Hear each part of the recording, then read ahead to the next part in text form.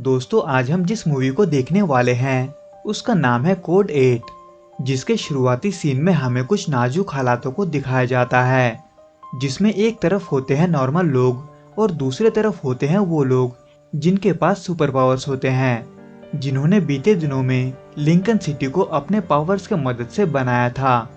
लेकिन समय के साथ साथ नॉर्मल लोग उनके पावर से डरकर इन सब चीजों को खतरा मानने लगते हैं, जिसके वजह से लिंकन सिटी का गवर्नमेंट एक प्रोग्राम शुरू करता है जिसमें अगर किसी शख्स के पास पावर्स हैं तो उसे पहले अपने प्रोफाइल को गवर्नमेंट के डेटाबेस में रजिस्टर करना होगा, नहीं तो उन्हें कहीं पर जॉब या काम नहीं मिलेगा। जिसमें सबसे शॉकिंग चीज ये था कि वो लोग अपने पावर्स का भी यूज नहीं कर सकते, लेकिन फिर भी अगर वो अपने पावर्स को यूज करते हैं तो ऐसे में उन्हें गार्डियन रोबोट के जरिए या तो पकड़ लिया जाता है या फिर मार दिया जाता है। यानी कि इन शॉर्ट नॉर्मल लोग इन पावर्स वाले लोगों को कंट्रोल करना चाहते थे,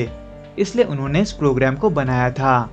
जिसमें इन्हीं प्रेशर के बीच एक लड़का जिसका नाम कॉनर होता है वो इन सब के बीच अपने लाइफ को आगे बढ़ाने की कोशिश करता है, लेकिन उसके माँ के बीमार होने के वजह से वो ऐसा नहीं कर पाता, क्योंकि गवर्नमेंट के रूल्स के वजह से किसी भी पावर्स वाले शख्स को नौकरी मिलना बहुत ही मुश्किल बन चुका था, जिसके वजह से वो कंस्ट्रक्शन के काम पर जाता है, जहाँ पर उसे उतना ज्यादा पैसे तो नहीं मिलता, लेकिन फिर भी वो काम करके पैसा जमा करने की कोशिश करता है ताकि वो अपने माँ के ब्रेन ट्यूमर का इलाज करवा सके, जिसके लिए कॉर्नर की माँ भी एक स्टोर पर काम करती है। हालांकि कॉर्नर के माँ के पास भी पावर्स होते हैं, लेकिन ब्रेन ट्यूमर के वजह से वो उन पावर्स को कंट्रोल नहीं कर पाती, यानी कि वो धीरे धीरे मर रही थी, जो कि कॉर्नर को भी पता था। इसलिए वो किसी भी काम के मौके को नहीं छोड़ता और चुपचाप काम करता है। जिसमें एक दिन काम के दौरान कुछ पुलिस ये देखने आते हैं कि कोई सुपर पावर वाला शख्स अपने पावर को यूज कर रहा है या नहीं, क्योंकि कॉर्नर के सभी साथियों के पास पावर था। इसलिए पुलिस उन सभी का पहचान करने के लिए उनको ऊपर देखने के लिए बोलते हैं, क्योंकि ऊपर से एक ड्रोन उन सबको स्कैन कर रहा था, लेकिन उनमें से एक शख्स अपना मुंह ऊपर नहीं करता, जिसके वजह से एक बार फिर पुलिस उसे अपना मुंह ऊपर करने को कहता है, जिसके करते ही उनको ये पता चलता है कि वो एक जेल का फरार कैदी है, जिसके वजह से पुलिस उसको पकड़ लेती है। पर तभी वो अपने पावर्स को यूज करके भागने लगता है, जिसके वजह से पुलिस उस ड्रोन में से 2 गार्डियन रोबोट्स को भेजकर उसको मार देते हैं, जो कि इन दिनों आम बात था। खैर वहीं दूसरी तरफ कॉर्नर, जिसके पास फिलहाल कोई परमानेंट जॉब नहीं था, वो अपने बाकी पावर वाले साथियों के साथ नए काम के लिए एक स्टेशन पर बैठा रहता है, जहाँ पर कुछ देर बाद गैरेट नाम का एक शख्स आता है, जिसको एक इलेक्ट्रिक पावर वाला लड़का चाहिए था, जो कि कम से कम क्लास 2 का हो। हालांकि कॉर्नर और वहाँ के बाकी लोगों को ये पता था कि गैरेट जिस बंदे के लिए काम करता है वो साइक नाम का एक ड्रग बेचने के साथ साथ बाकी के 2 नंबरी काम भी करता है, इसलिए वहाँ से काम के लिए कोई आगे नहीं जाता। लेकिन अब जब कॉर्नर को पैसे को जरूरत होता है तो ऐसे में वो गैरेट के पास जाता है और कहता है कि वो क्लास 2 का इलेक्ट्रिक है। हालांकि कॉर्नर को खुद भी ये नहीं पता होता कि उसका पावर किस लेवल का है, यानी कि वो ये जॉब लेने के लिए झूठ बोलता है, जिसके लिए उसे अच्छे खासे पैसे भी मिल रहे थे। इसलिए ऐसे में वो गैरेट के साथ चला जाता है, जो कि दरअसल अपने बाकी के साथियों के साथ एक फैक्ट्री में घुसकर कुछ केमिकल चुराने का प्लानिंग करता है। लेकिन फैक्ट्री के अंदर घुसने के लिए उन्हें एक गेट को पार करना था, जिसमें 10,000 वोल्ट का करंट होता है। इसलिए गैरेट कॉर्नर को उस दरवाजे को खोलने के लिए कहता है, जिसको कॉर्नर पलक झपकते ही खोल देता है, जिसे देखकर गैरेट हैरान हो जाता है और उसे पता चल जाता है कि वो क्लास 2 का नहीं बल्कि क्लास 5 का इलेक्ट्रिक है। इसलिए गैरेट अपने बॉस मार्कर को कॉर्नर के बारे में बताता है, जो कि उसे कॉर्नर को अपने टीम में शामिल करने को कहता है, क्योंकि मार्कस के पास एक बैंक लूटने का जॉब होता है। लेकिन फिलहाल कॉर्नर उसके लिए तैयार नहीं होता, इसलिए गैरेट कॉर्नर को कई दिनों तक ट्रेन करता है और उसको उस चोरी के लिए तैयार करता है, जिसमें प्लान के मुताबिक ही वो सभी काम करते हैं। लेकिन बैंक के अंदर घुसने के बाद गैरेट एक चौंकाने वाली चीज देखता है, जिसे देखकर गैरेट का दिमाग खराब हो जाता है, क्योंकि मार्कस के खबर के मुताबिक उस बैंक में $5 लाख होना चाहिए था, लेकिन वो पैसा ऑलरेडी वहां से कहीं और शिफ्ट हो चुका होता है। इसलिए गैरेट और कॉर्नर बाकी के साथियों के साथ वहां से निकल जाते हैं, पर तब तक देर हो चुका होता है, क्योंकि वहां पर पुलिस का ड्रोन और गार्डियन रोबो पहुंच जाते हैं। पर इन सब से बचने के लिए कॉर्नर अपने पावर को यूज करता है और एक बड़े शॉक वेव की मदद से उस ड्रोन और गार्डियन का फ्यूज उड़ा देता है, जिसके बाद वो लोग वहां से भागकर सीधे उनके अड्डे में जाते हैं, जहां पर गैरेट मार्कस से उसके खबर के गलत होने के बारे में बात करता ही है कि वहां पर एक और दूसरा गैंग आकर मार्कस को मारने की कोशिश करते हैं, लेकिन वो लोग मार्कस को नहीं मार पाते।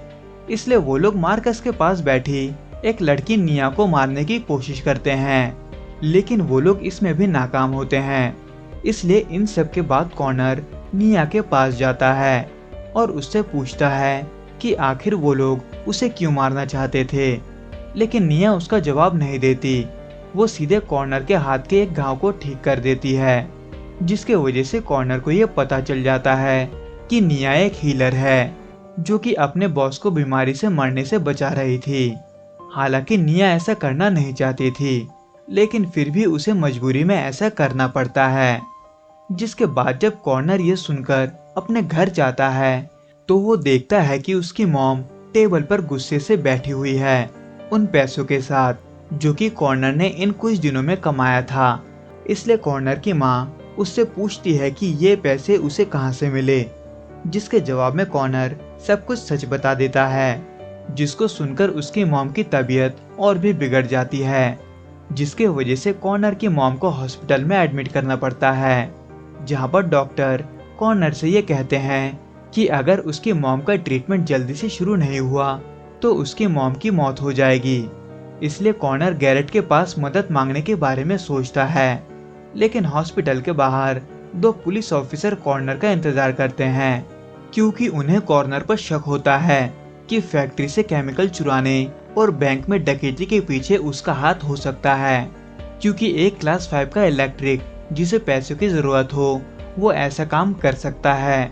इसलिए वो लोग कॉर्नर से पूछताछ करते हैं, लेकिन कॉर्नर उन सभी आरोपों को नहीं मानता और वहां से चला आता है। लेकिन उससे पहले उनमें से एक ऑफिसर एजेंट पार्क कॉर्नर को संभल के रहने के लिए कहते हैं, क्योंकि वो जिनके साथ काम कर रहा था वो बहुत खतरनाक थे। खैर इन सब के बाद कॉर्नर गैरेट से मिलता है, जो कि गैरेट से एक बड़ा जॉब मांगता है, और अब जब मार्कस और गैरेट को भी एक बड़ा हाथ मारना था, तो वो ऐसे में साइक ड्रग चुराने का प्लान करते हैं, जिसके बदले में कॉर्नर पैसा नहीं बल्कि निया को मांगता है। और गैरेट इस चोरी के बाद मार्कस के बिजनेस में 50% का पार्टनर होने का मांग करता है, जो कि मार्कस थोड़ा हिचकिचाते हुए मान जाता है। पर निया इससे खुश नहीं होती, क्योंकि उसको सिर्फ यूज किया जा रहा था। इसलिए कॉर्नर उससे बात करने जाता है और निया को कहता है कि वो उसकी माँ को ठीक करते ही जा सकती है, यानी कि वो आज़ाद हो सकती है। पर निया फिर भी ऐसा करने से मना कर देती है, क्योंकि जब भी वो किसी को हील करती है तब उसे उसके बदले में उस हील किए हुए शख्स का चोट और बीमारी मिलता है। यानी कि अगर निया कॉर्नर की माँ को ठीक करती है तो वो ऐसे में मर भी सकती है। खैर वहीं दूसरी तरफ गैरेट एक बार फिर से कॉर्नर के साथ मिलकर एक ट्रक को लूटने का प्लान बनाता है, जिसमें साइक ड्रग मौजूद होने वाला था। लेकिन उसमें प्रॉब्लम ये था कि उस ट्रक के साथ 4 गार्डियन रोबोट भी होने वाले थे, जिसमें उन्हें ऊपर से ड्रोन का सपोर्ट भी मिलने वाला था, जिसमें और भी 2 गार्डियन मौजूद होंगे। इसलिए ऐसे में गैरेट उस ट्रक को एक ऐसे एरिया में लूटने का प्लान बनाता है जहां पर उस ड्रोन को जाना अलाउड नहीं है। लेकिन फिर भी इसके अलावा जो 4 गार्डियन रोबोट उस ट्रक में मौजूद होने वाले हैं, उनको एक साथ संभालना बहुत ही मुश्किल है, यानी कि कॉर्नर के ऊपर ही सब कुछ डिपेंड होता है। जिसको देखते हुए मार्कस अपने कुछ बंदों को गैरेट के साथ भेजता है, जिसमें सभी प्लान के मुताबिक ही काम करते हैं और उस ट्रक को अपने जाल में फंसा लेते हैं, जहां पर कॉर्नर को पहले उन गार्डियन रोबोट्स का फ्यूज उड़ाने में थोड़ा प्रॉब्लम होता है, लेकिन गैरेट के मदद करने के वजह से वो उन चारों रोबोट्स को डिस्ट्रॉय कर देता है, जिसके बारे में उस ड्रोन को जैसे ही पता चलता है वो वैसे ही सभी ऑर्डर्स को तोड़ते हुए नो फ्लाई जोन में आने लगता है, जहाँ पर गैरेट के हाथ वो ड्रग्स ऑलरेडी लग जाते हैं। पर तभी पीछे से मार्कस के वो तीनों लोग गैरेट और उसके साथियों पर गोली चला देते हैं, जिसके वजह से गैरेट के एक टीम मेंबर की वहीं पर मौत हो जाती है, जो कि गैरेट और कॉर्नर के साथ भी होने ही वाला होता है कि तभी वहां वो ड्रोन आ जाता है, जो कि आते ही गार्डियन को नीचे भेजता है, जिसके वजह से मौका पाते हुए गैरेट और कॉर्नर वहां से भाग जाते हैं। पर मार्कस के लोग नहीं भाग पाते और गार्डियंस उन्हें मार देते हैं।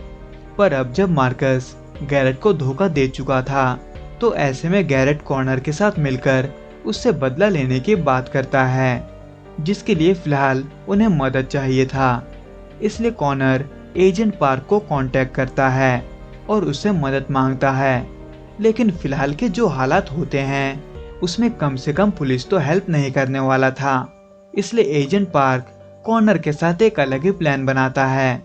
जिसमें एजेंट पार्क पुलिस को मार्कस के अड्डे के बारे में बताता है, जहां पर ड्रग्स भी हैं, जिसके वजह से पुलिस मार्कस के अड्डे पर रेड मारती है, जिससे बचने के लिए मार्कस निया को लेकर पीछे के रास्ते भागने लगता है।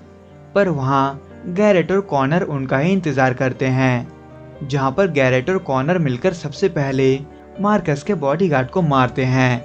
जिसके बाद गैरेट अकेले मार्कस को मारता है, जिसको मारने के बाद कॉर्नर निया को हॉस्पिटल लेकर जाता है अपनी माँ को ठीक करने के लिए। लेकिन निया उसकी माँ को बचाने से मना कर देती है, जिसके वजह से कॉर्नर उसे मारने की धमकी देता है और उसकी माँ को ठीक करने को कहता है। इसलिए निया उसकी माँ को हील करने लगती है और उस ट्यूमर को अपने अंदर लेने लगती है। हालांकि कॉर्नर बड़े ही आसानी से अब अपनी माँ को बचा सकता है, लेकिन फिर भी वो निया को तकलीफ पहुंचाकर ऐसा नहीं करना चाहता था। इसलिए वो आखिर में निया को रोक लेता है और अपनी माँ को अलविदा कहता है। तो दोस्तों इस वीडियो में बस इतना ही। मैं आपसे फिर मिलूंगा कुछ नए और इंटरेस्टिंग मूवीज के साथ। अगर आपको ये वीडियो पसंद आए तो please like, share and subscribe करना ना भूलें। Till then goodbye and be safe.